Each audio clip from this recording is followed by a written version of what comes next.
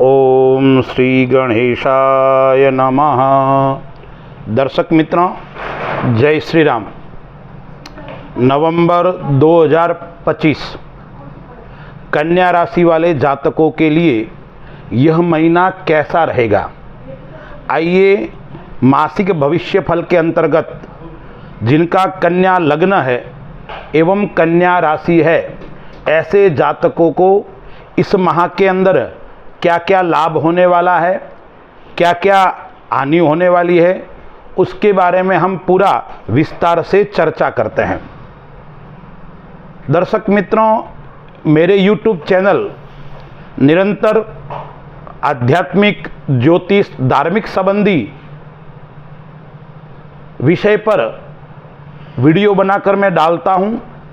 आप मेरे YouTube channel को सब्सक्राइब कीजिए। अच्छा लगे तो आप ज्योतिष एवं आध्यात्मिक संबंधी कोई भी प्रश्न आप मुझे पूछ सकते हैं। दर्शक मित्रों, कन्या राशि का स्वामी है वो बुध है और कन्या राशि के जो जातक होते हैं वो संगीत के अंदर विशेष रुचि रखने वाले होते हैं और स्वभाव से दयावान भी होते हैं और मधुरता पूर्वक व्यवहार करने वाले लोग होते हैं। मन के अंदर थोड़ा भय रहता है उनके जीवन के अंदर। ऐसे व्यक्तियों के लिए नवंबर 2025 कैसा रहेगा? पहले मैं आपको तारीख बता रहा हूं, उन तारीखों में आप विशेष ध्यान रखना। यह आपके लिए थोड़ी हानिकारक रहेगी, समस्या उत्पन्न कर सकती है। नवंबर माह की 4, 5, 6, 23, 24 और 30 तारीख, यह तारीखें थोड़ी खराब रहेगी, कष्टदायक रहेगी। इन तारीखों में आपको विशेष करके अपने कार्य के प्रति सजग और सावधान रहना है, अन्यथा बना हुआ काम बिगड़ सकता है। काम के अंदर समस्याएं उत्पन्न हो सकती है और आपको लग रहा है मैं आगे बढ़ रहा हूं, लेकिन आपके पीछे से आपके शत्रु आपको धोखा दे सकते हैं, अपने लोग आपको धोखा दे सकते हैं। तो ग्रहों की स्थिति आपके सामने पड़ी है। लग्न के अंदर शुक्र कन्या राशि के अंदर नीच का है, लेकिन मात्र 2 दिन है। शुक्र है वो 2 तारीख को तुला राशि में आ जाएगा और 26 तारीख को वृश्चिक राशि के अंदर आ जाएगा। तो शुक्र कन्या को स्पर्श कर रहा है, तुला को स्पर्श कर रहा है और वृश्चिक को स्पर्श कर रहा है। व्यापार स्थान का मालिक बुध मंगल के साथ में पराक्रम स्थान के अंदर युति कर रहा है। बुध वृश्चिक राशि के अंदर है लेकिन वक्री हो जाएगा और 9 तारीख को और 23 तारीख को तुला राशि में आएगा और 29 को वापस मार्गी हो जाएगा। यानी जो बुध है वो पीछे की ओर जा रहा है। तो लग्न का स्वामी और दशम स्थान का स्वामी बैठा हुआ है पराक्रम स्थान के अंदर, लेकिन मंगल के साथ में बैठा हुआ है। तो यह व्यापार की दृष्टि से क्या करवाएगा, कौन से सुख करवाएगा, कौन सी परेशानी करवाएगा? तो यह जो समय है वो समय आपको पराक्रम मेहनत करवाएगा, रिजल्ट अच्छा देगा, चिंता करने की आवश्यकता नहीं है। लेकिन आप निर्डर बन के कार्य करोगे, बातचीत में आप जरूर माहिर रहोगे। आप अपने आत्मविश्वास के कारण स्वयं नुकसान उठा सकते हो। अति आत्मविश्वास आपका निर्णय कहीं कहीं गलत हो सकता है। इसलिए व्यापार की दृष्टि से समय अच्छा है, व्यापार के अंदर लाभ होगा, लेकिन निर्णय लेने से पहले थोड़ा सी विचार करना पड़ेगा। थोड़ी जल्दीबाजी आपको नहीं दिखाना है। लेखक यदि आप हैं, मीडिया संबंधी आप काम करते हो, अच्छे विचारक हो, अच्छे कवि हो, ऐसे लोगों के लिए यह समय श्रेष्ठ और उत्तम रहने वाला है, लाभ देने वाला है। व्यापार के अंदर सफलता की प्राप्ति होगी। आप राजनीतिक कार्य करते हो, उसके अंदर आपको क्या होगा, पद मिलेगा, प्रतिष्ठा मिलेगा। आप राजनीतिक क्षेत्र या सामाजिक क्षेत्र में काम करते हो तो आपके उन्नति का योग है। कहीं न कहीं जाकर इस नवंबर माह के लिए के लिए शुभ समाचार आने वाले हैं। पद, प्रतिष्ठा और मान सम्मान की प्राप्ति होने वाली है। दूसरे स्थान के अंदर धन स्थान के अंदर शुक्र है, आय स्थान के अंदर गुरु उच्च का है। सूर्य जरूर दूसरे स्थान के अंदर नीच का है, लेकिन वहाँ 2 तारीख को जो है वो शुक्र आगे बढ़ रहा है, यानी स्वग्रही होकर आएगा। तो कई दृष्टि से धन का आगमन भी आपके लिए शुभ रहेगा और 11वें घर के अंदर गुरु उच्च का है, वो धन की प्राप्ति करवाएगा, कहीं ना कहीं आपको अच्छे सुख की प्राप्ति करवाएगा। इस माह के अंदर नए वाहन का योग बन रहा है या मंगल कार्य का योग बन रहा है। घर के अंदर कोई मांगलिक कार्य होना, शुभ कार्य होना या वाहन का आना या मशीनरी संबंधी योग, अच्छे मशीनरी खरीदने का। आप व्यापार के अंदर मशीनरी संबंधी कार्य करते हो तो नई मशीनरी लेने का योग भी आ रहा है, यानी धातु खरीदने का योग इस नवंबर माह के अंदर सोना, चांदी, लोह, पित्तल, तांबा आदि धातु खरीदने का सुख भी इस नवंबर माह के अंदर आने वाला है। आप खरीदोगे, इसलिए पैसे भी आएंगे, पैसे आएंगे तब खरीदेंगे, इसलिए आय का स्रोत बढ़ने वाला है, आय की वृद्धि होने वाली है। मित्रों से भी लाभ होने वाला इस माह के अंदर। आप जिस मित्र से आप कोई साथ में काम कर रहे हो या मित्र से सहयोग लेके काम कर रहे हो, उसके अंदर आपको सफलता मिलने वाली है, यानी इस माह के अंदर मित्र सुख आदि अच्छा रहने वाला है।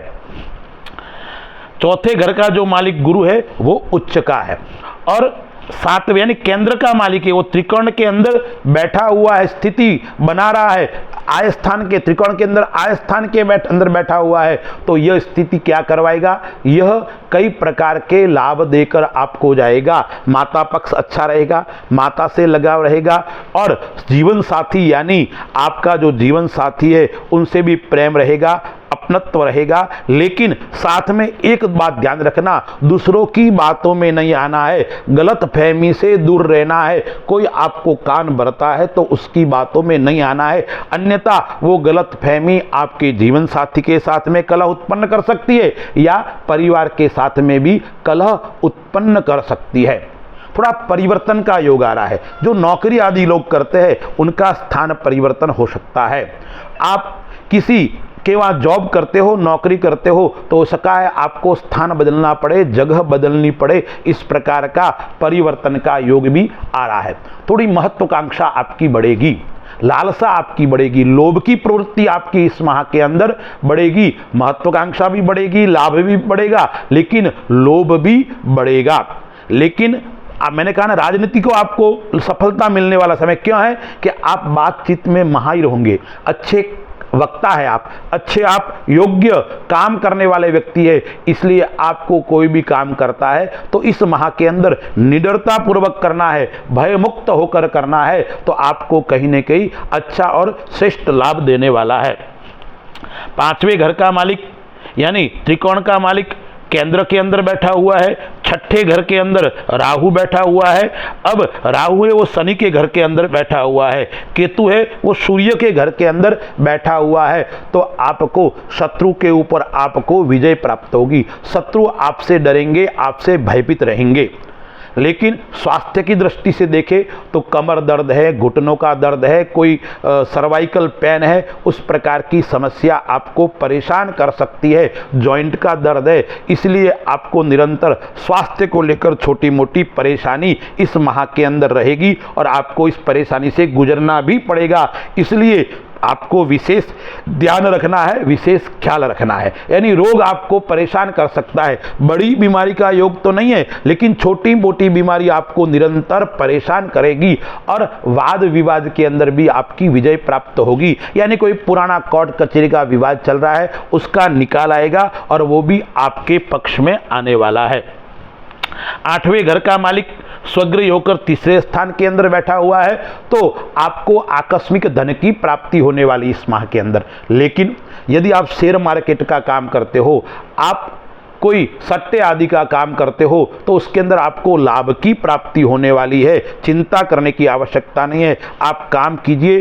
जो व्यक्ति शेयर मार्केट का काम करता है या भूमि संबंधी रियल एस्टेट का काम करता है, उनको कहीं न कहीं यह समय लाभ देकर जाने वाला है। लेकिन एक बात आपको ध्यान रखना है, मंगल कभी कभी उग्रता ला सकता है, उतावलापन ला सकता है, इसलिए आपकी वाणी आपको स्वयं को नुकसान दे सकती है, बना हुआ काम बिगड़ सकता है। सोच विचार कर समझ कर आपको वाणी का उपयोग करना है। आपको बिना सोचे समझे किसी भी प्रकार का निर्णय आपको नहीं लेना है। विवाह सुख इस माह के अंदर बन रहा है, जिनके विवाह के अंदर समस्या आ रही है, जिनके विवाह में विलंब हो रहा है, ऐसे व्यक्तियों के विवाह का सुख इस माह के अंदर मिलने वाला है। विवाह का योग भी बन रहा है, सगाई का योग बन रहा है और भोग विलास का सुख भी मिलने वाला है, यानी भौतिक सुख सुविधा प्राप्ति होने वाली है। मैंने बताया आपको भूमि का योग भी आ रहा है, वाहन का योग आ रहा है, सांसारिक सुख यानी ग्रस्त जीवन का सुख भी इस माह के अंदर आपको मिलने का योग आ रहा है। विद्यार्थियों की दृष्टि से देखें तो विद्यार्थी की दृष्टि से भी यह समय अच्छा और श्रेष्ठ रहने वाला है। आपको विद्या के अंदर सफलता मिलने वाली है। आप जिस क्षेत्र के अंदर जाना चाहते हैं उस क्षेत्र के अंदर, यदि आप चिकित्सा विभाग में जाना चाहते हो, चिकित्सा क्षेत्र के अंदर, तो विशेष लाभ मिलेगा, या शिक्षा और चिकित्सा दोनों क्षेत्र के अंदर आपको कहीं न कहीं लाभ देने वाला है। नववें घर का मालिक शुक्र नीच का 2 तारीख तक है, फिर स्वग्रही हो जाएगा। तो आध्यात्मिक क्षेत्र से आपका योग तो है, लेकिन उसके अंदर आप भटक सकते हो, आप रास्ता भूल सकते हो। इसलिए आध्यात्मिक क्षेत्र के अंदर इतना श्रेष्ठ और उत्तम समय आपके लिए रहने वाला नहीं है, लेकिन आपको दृढ़तापूर्वक कार्य करना पड़ेगा, आध्यात्मिक क्षेत्र में लगे रहना पड़ेगा, तो आगे जाके सफलता देगा। लेकिन आपका जो विचारने की शक्ति है कि अच्छे या बुरे की, वो थोड़ी मध्यम रहेगी, इतनी अच्छी नहीं रहेगी। आप तुरंत किसी पे विश्वास कर लोगे और वो विश्वास आपको नुकसान प्रदान कर सकता है। संतान की दृष्टि से देखें तो कन्या राशि एवं कन्या लग्न वाले हैं, उनके लिए संतान सुख इस माह के अंदर मध्यम रहने वाला है। यानी आप संतान से परेशान रहेंगे, कोई न कोई बात लेकर संतान आपसे नाराज होगी, या संतान आपके अनुसार नहीं चलेगी, संतान आपके कहे अनुसार नहीं चलेंगे, तो संतान के लिए यह समय मध्यम रहने वाला है। संतान से अनबन रहेगी, संतान से मनमुटाव बढ़ सकते हैं, संतान आपसे दूर हो सकती है। इस प्रकार का योग इस माह के अंदर बनने वाला है। स्वास्थ्य की दृष्टि से मैंने बता दिया। अब हम यात्रा की दृष्टि से विचार करते हैं, तो यात्रा की दृष्टि से यह समय है वो ठीक है, इतना खराब भी नहीं है। यात्रा योग इस माह के अंदर मध्यम है, न इतना सफलता देने वाला, न इच्छा श्रेष्ठ, मध्यम यात्रा हो भी सकती है और यात्रा नहीं भी हो सकती है। इसलिए यात्रा योग इतना श्रेष्ठ और उत्तम इस माह के अंदर नहीं है। अब हम करते हैं क्या क्या बात का आपको ध्यान रखना है। एक तो जो व्यसन करते हैं उनको विशेष इस माह के अंदर ध्यान रख सकता है, व्यसन के कारण कोई बीमारी आपको लग सकती है, इसलिए व्यसन आदि से आपको दूर रहना है। दूसरा आपको क्या ध्यान रखना है, एक बात का आपको ध्यान रखना है, यदि आप भूमि भवन आदि संबंधी कर सकते हो या 2 नंबर का काम करते हो तो ज़्यादा रिस्क आपको इस माह के अंदर नहीं लेनी है, अन्यथा आपको थोड़ी परेशानी का सामना करना पड़ेगा। तीसरी बात है, आपको अपने संतान आदि से कम वार्तालाप रखना है, उनसे ज़्यादा न लगाव रखना है, न जारी दूरी बनाना है, अन्यथा आपको नुकसान उठाना पड़ सकता है। अब हम विचार करते हैं क्या क्या उपाय करने हैं। तो कन्या राशि एवं कन्या लग्न वाले जातकों को एक तो अपने कुलदेवी का पूजन करना है, कुलदेवी की जप साधना करनी है, और जो भी आपकी कुलदेवी है प्रातःकाल लाल आसन के ऊपर बैठकर घी का दीपक लगाकर कोई भी कुलदेवी के स्तोत्र का आपको पाठ करना है। और दूसरा उपाय है, आपको बुधवार के दिन भगवान गणपति के मंदिर में जाकर भगवान गणपति को 7 लाडू चढ़ाने हैं, और वो लाडू 2 तो मंदिर में रखना है, जो 5 लाडू है उसमें से 2 लाडू है वो गरीब बच्चों को बांटना है, 2 लाडू है अन्य भक्तों को बांटना है, और 1 लाडू स्वयं को प्रसाद के रूप में ग्रहण करना है। यह करोगे तो आपकी जो समस्या इस माह के अंदर आने वाली है वो विघ्न को समाप्त करने वाले देव भगवान विघ्न विनायक आपकी समस्या को समाप्त करेगा।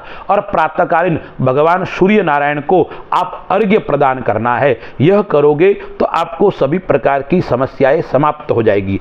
एक बात आपको विशेष ध्यान रखना है, कन्या राशि वाले एवं कन्या लग्न वाले जातकों को इस माह के अंदर, नवंबर माह के अंदर विशेष करके दीप दान करना है। यानी आप कोई भी मंदिर में प्रतिदिन यदि आप जाकर, घर के मंदिर में नहीं, बाहर जाकर आप दीपक लगाओगे, प्रतिदिन लगाओगे, तो आपके जीवन के अंदर जो अंधकार आ रहा है वो अंधकार समाप्त हो जाएगा और ज्ञान की ओर बढ़ोगे। क्योंकि आध्यात्मिक समय आपके लिए इतना उत्तम नहीं है, उसके अंदर आपको आध्यात्मिक ऊर्जा, आध्यात्मिक कार्य करने की इच्छा आपकी बढ़ेगी और आपको भगवान शक्ति भी प्रदान करेंगे। अस्तु, जय श्री राम।